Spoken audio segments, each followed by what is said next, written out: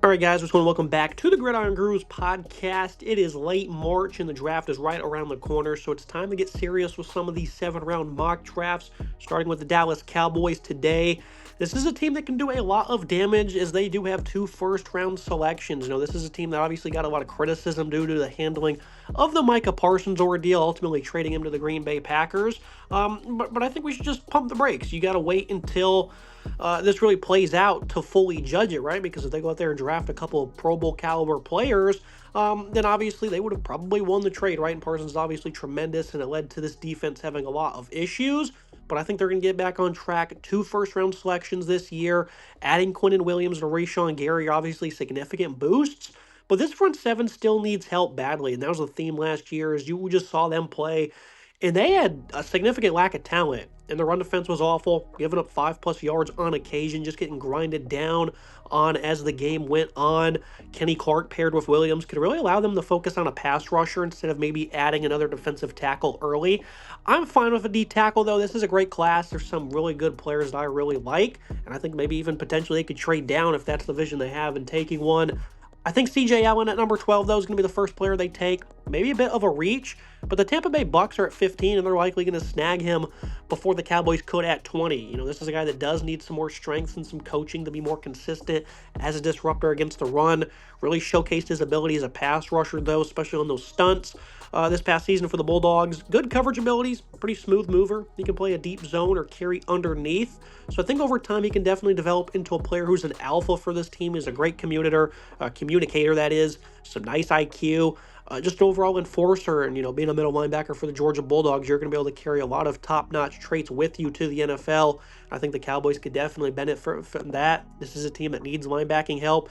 DeMario Nover's shown. I think he can still be a really good player for this team. Obviously missed a season or two with some injuries. Shamar James is still relatively young. Some of the other guys like Donovan Ozaraku could step up. Sam Williams hasn't provided a whole lot. So this is a linebacking group that is in flux. And when it comes to finding a middle linebacker that's going to carry this team through the next couple of seasons, I think Allen would definitely fit that type of role. Akeem Mesidor at number 20. This is a guy that is really good when it comes to being a disruptor.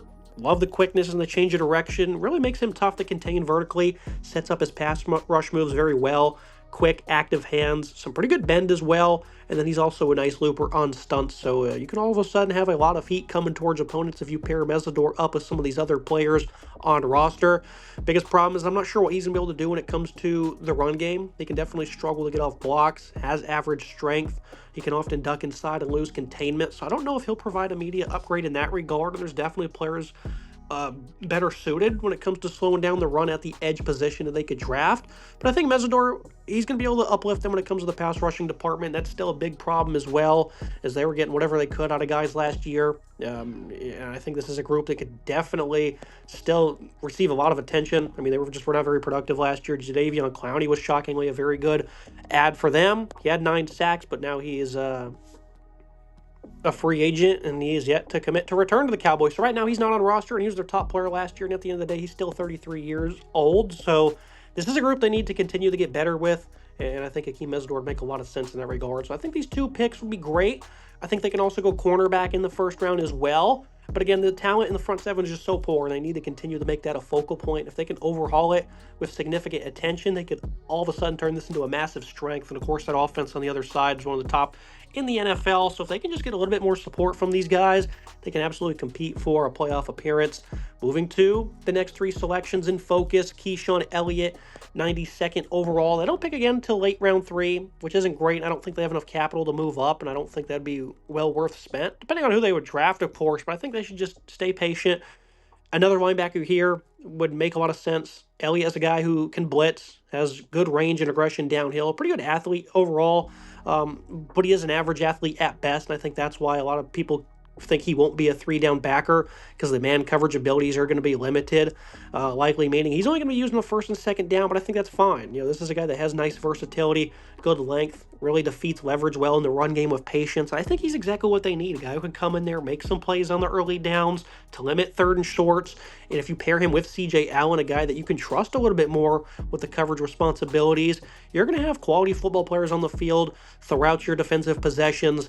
I think this would be a great pairing. I think Elliott Elliott's going to make a fine football player. And they just need guys, again, who can get in there, show some aggression, show some strength, make plays against the run, the limit yards, and then also have that versatility to rush the passer. So I think Keyshawn Elliott makes a lot of sense there in the third round. Moving around 4, Xavier Harris, a defensive tackle.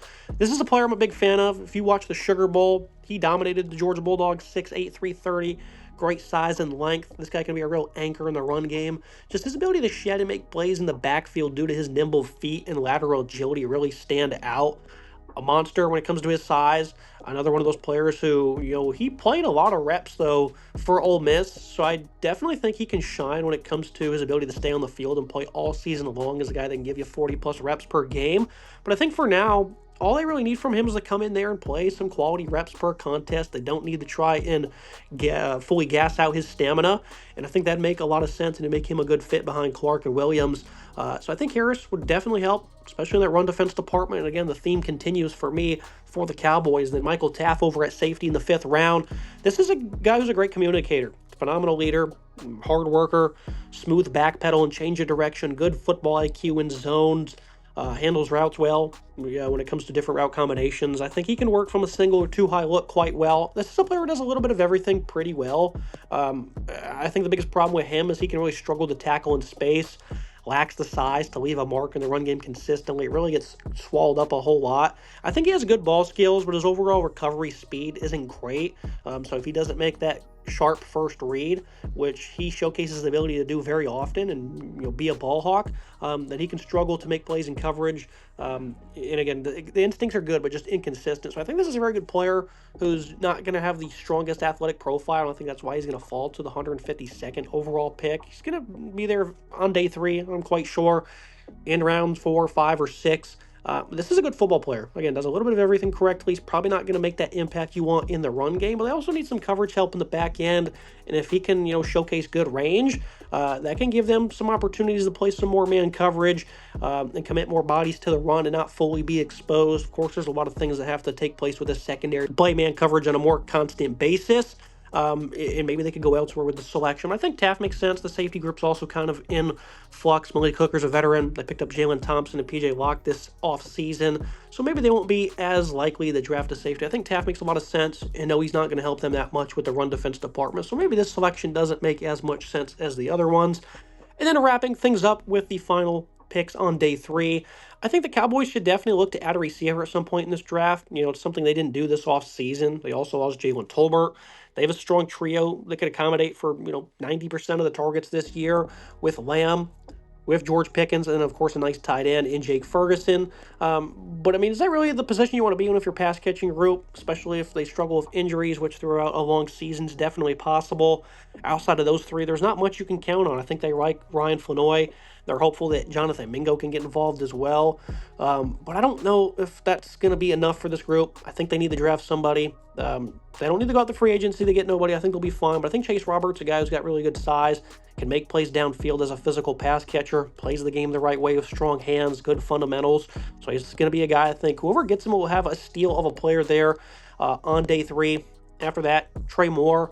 This is a guy who, he's a pretty polished pass rusher, has nice hips, nice speed in pursuit, pretty valuable on stunts as well, variety of different pass rushing moves. He played a little bit more linebacker last season for the Longhorns. So I think he does have that versatility, definitely a work in progress when it comes to that, but I think that allows you to give him versatile alignments.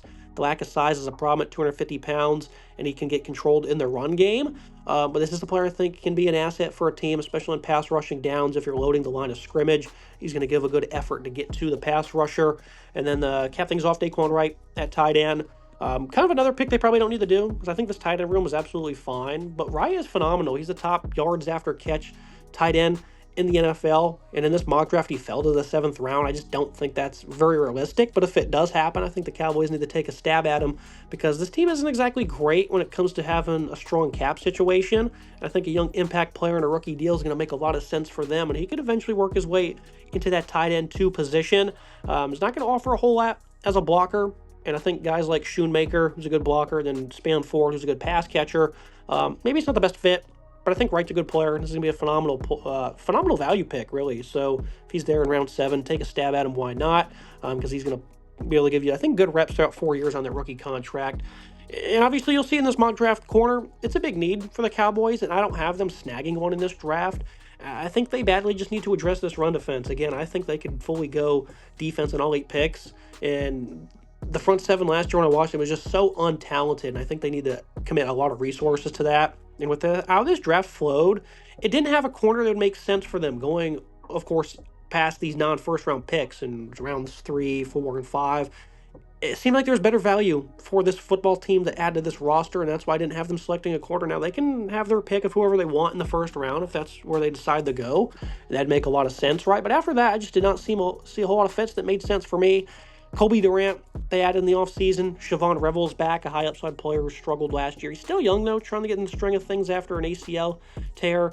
So I think they need to go let him play football and see what he can do for them. And obviously, that's going to be the biggest issue I think people have with this mock draft is no cornerbacks from me. But the front seven needs so much work. I think they need to snag a receiver as well. And I think they can really put this team in great position, and getting this run defense and pass rush to a higher level is the top priority right now instead of upgrading at cornerbacks. I think that's where the focus needs to be. And if they do that, this team will be dangerous, absolutely. So I think Jerry Jones and co, they're aware of that. And that's where most of these selections need to be spent. And they can obviously get back to winning football instantly if they nail on these. So that's me for today's episode. Make sure you guys like, comment, subscribe. See you next time.